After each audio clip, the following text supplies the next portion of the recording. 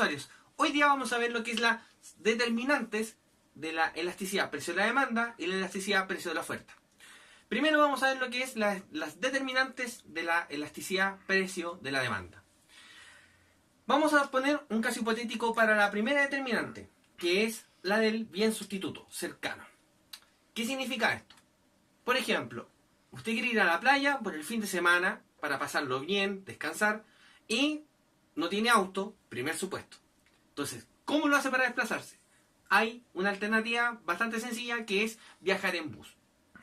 ¿Cómo? Por supuesto, viajar en bus que le puede tardar más o menos unas 2 horas. Hoy en día, viajar en bus es una de las pocas formas que existen, al menos en Chile, para ir a la playa. Entonces, obviamente que, independiente del precio que cobren ellos, van a tener, en general, el mercado de los buses, una demanda más bien inelástica, porque aunque suban los precios, la gente igual, por pasarlo bien, y como es la única forma que hay para ir, en este caso, a la playa, la gente va a comprar los pasajes en bus. Entonces, para este caso vamos a asumir que tiene una demanda, en este caso, inelástica, ¿ya? O sea, un aumento de los precios no modifica mucho las cantidades demandadas. Pero supongamos que existiese la posibilidad de que se abriera un proyecto para hacer un tren bala que fuera al litoral o en este caso a la costa. ¿Cómo afectaría esto a la demanda de pasaje en bus? Es bastante sencillo. Cuando yo tengo solamente el bus como oferta, o en este caso como servicio, yo voy a pagar lo que sea o lo que ellos cobren. Pero cuando yo tengo un tren bala que se demora 40 minutos en hacer el mismo recorrido, obviamente que yo voy a pensar si realmente voy a pagar este precio por este bus. Entonces, la determinante, en este caso de un bien sustituto cercano, nos dice que a medida que tenemos un bien con el cual podemos reemplazar el consumo de otro, ese bien, o en este caso, el bus, ¿ya? Yo lo puedo reemplazar por el tren. ¿Y qué es lo que hago? Ahora, si el bus cambia en precio, yo no voy a pensar 2 veces en pagar un precio más caro. Y por tanto, si antes era inelástico, ahora la demanda del bus o del pasaje en bus es más elástica. ¿Por qué? Porque si yo subo el precio, yo lo voy a pensar y a lo mejor no voy a comprar el pasaje en bus, voy a comprar el pasaje en tren. Entonces, ¿eso qué significa? A medida que aumentan los precios, las cantidades demandadas bajan mucho más. ¿Por qué? Porque ahora yo tengo la opción de escoger otro bien que sustituye de forma adecuada, en este caso, el bien inicial. Ahora, tenemos otra determinante que es la determinación del mercado. Por ejemplo, tenemos el mercado del helado y el mercado de la comida. Esta determinante nos dice que aquel mercado que está muy bien determinado, bien especificado, es más elástico que un mercado que no está bien especificado. Por ejemplo, la comida es un mercado muy general, porque abarca los helados, la comida, por ejemplo, italiana, etc. Abarca una amplia variedad de cosas que nosotros usamos para satisfacer nuestra hambre. Mientras que el helado es algo específico, es un postre, por ejemplo, y está dentro de este mercado. Entonces, ¿cuál es más fácil de reemplazar? A simple vista el helado. ¿Por qué? Porque a medida que yo voy especificando el mercado, yo puedo ver qué bien puede sustituir perfectamente el helado. Entonces, el helado en este caso tendría una demanda elástica, mientras que la comida, como es un mercado muy general, sin especificar, no tengo cómo reemplazarlo, por tanto tendría una demanda en este caso inelástica, como la siguiente. ¿Ya? Entonces, este sería de la comida, y el anterior que mostré era el helado. Ya, otra cosa sumamente importante es cuando tenemos bienes que son necesarios y bienes de lujo. Ustedes saben, por ejemplo, que para una crisis económica mucha gente puede quedar en la bancarrota porque los negocios no funcionan bien, porque no andan bien, porque la gente no compra. Entonces, en realidad, existen pérdidas. Ahora, cuando los negocios andan bien, cuando la economía está en expansión, tenemos que la gente se hace millonaria, se hace más rica y por tanto tiende a ser un poco excéntrica en sus gustos. Entonces, muchas veces se compra yates o joyas, etc. Eso es lo que se llama bienes de lujo. ¿Por qué? Porque siempre se compran cuando la gente anda bien o cuando el dinero o los ingresos andan bien. Pero cuando tenemos que los ingresos no andan bien, o la gente la despiden, o simplemente los negocios fracasan, tenemos que esos bienes, por lo general, los venden o los dejan de comprar porque no son necesarios para vivir. ¿Ya? No es, por ejemplo, como el transporte público. Para ir al trabajo tienes que usar el transporte público.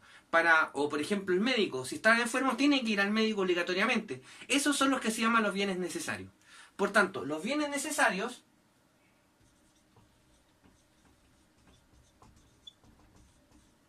tienen una pendiente, o mejor dicho, una curva de demanda inelástica. ¿Por qué? Porque indistinto al nivel de precio que ellos ofrecen, ¿ya? Uno los necesita, porque depende uno de ese bien para poder satisfacer una necesidad que es realmente importante. Mientras que el yate, ¿ustedes necesitan yate? No creo. Entonces, el yate tiene, en este caso, por ejemplo, una curva de demanda más elástica. ¿Por qué más elástica? Porque puede variar mi nivel de ingreso, y como varía mi nivel de ingreso, por ejemplo, para mal, yo voy a dejar de consumir el yate automáticamente porque no lo necesito. Entonces lo puedo vender o lo dejo de comprar. Entonces a medida que sube el precio, yo literalmente lo puedo dejar de comprar. Y no me va a afectar en nada mi nivel de vida. Entonces esa es una diferencia bastante grande en términos de lo que es la determinante, digamos, de la demanda. Ahora, para ser bien concreto, en el caso de la oferta, ¿ya? Tenemos dos tipos, ¿ya? Una a corto plazo y una a largo plazo. Vamos a ver la de corto plazo. La oferta tiende a tener la determinante según el tiempo, en este caso, mediante el cual o un periodo de tiempo particular. Por ejemplo, corto plazo es, por ejemplo, ahora, mañana, un año, menos de un año. Entonces, ¿qué significa esto? Cuando la oferta nosotros sabemos que tiende a subir o tiende a aumentar cuando el precio aumenta. Exacto.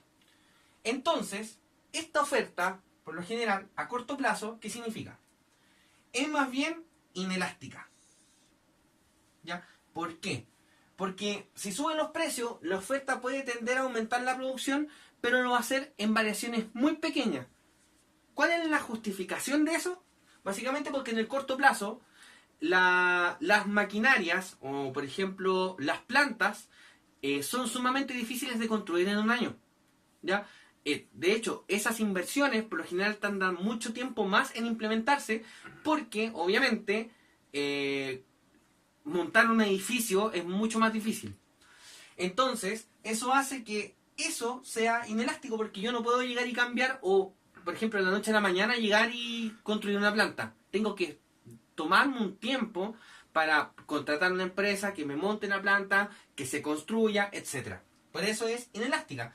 Pero a medida que va pasando el tiempo y vamos llegando a uno que se llama largo plazo, vamos teniendo que esa curva que era inelástica pasa a ser elástica. Corto plazo, largo plazo. Entonces, se tiende a inclinar. ¿Por qué? Porque a largo plazo, como ya las plantas, o en este caso las industrias, se pueden montar o están construidas, ahí cambian los factores de producción. Cambia el capital, que en este caso sería la maquinaria, y obviamente que eso me permite contratar más trabajadores y aumentar la producción. Entonces, eso hace que a largo plazo, al poder cambiar el capital, o poder modificarlo a distintos niveles de precio, a medida que aumenta el precio yo puedo aumentar en mayor medida las cantidades. Y hay una cosa respecto al periodo de tiempo también que puede ser también una determinante para la demanda. Por ejemplo, cuando hablamos de largo plazo, cuando hablamos de periodo de tiempo, en el largo plazo las demandas también tienden a ser elásticas. ¿Por qué? Porque como bien saben, muchas veces el ser humano tiende a tener algún comportamiento que son difíciles de modificar. Por ejemplo, una persona que está acostumbrada a andar en vehículo todos los días al trabajo, es difícil que cambie el transporte público sin haber tenido un tiempo de adaptación. Entonces, por ejemplo, en el largo plazo se dice que la gente puede cambiar de hábito. Por ejemplo, sube súbitamente el petróleo, sube la gasolina, por tanto se hace más caro andar en auto. Para que la persona cambie del auto al transporte público a la bicicleta, va a pasar un largo tiempo hasta que se acostumbre y pierda, ¿cierto? O logre armarse el hábito de irse de otra forma al trabajo. Entonces, a largo plazo, cuando pasa mucho tiempo, cuando los precios de un bien afectan al hábito en este caso, por ejemplo, en este caso sube el precio de la gasolina, va a afectar mi hábito de andar en vehículo, va a hacer que a medida que sube el precio, la cantidad demandada de autos, por ejemplo, va a tender a disminuir. Cuando tenemos que ahora está aumentando el precio de la benzina, muy a largo plazo, muy en el tiempo, la gente se puede trasladar a otros tipos de transporte, por ejemplo, los buses, el metro o las bicicletas, ¿ya? Pero en el largo plazo, porque en el corto plazo la gente, o por ejemplo, de un día para otro no va a llegar y va a determinar, no, me voy a ir, por ejemplo, en bicicleta, porque los hábitos no cambian de un día para otro. Eso ha sido el video de hoy. Muchas gracias.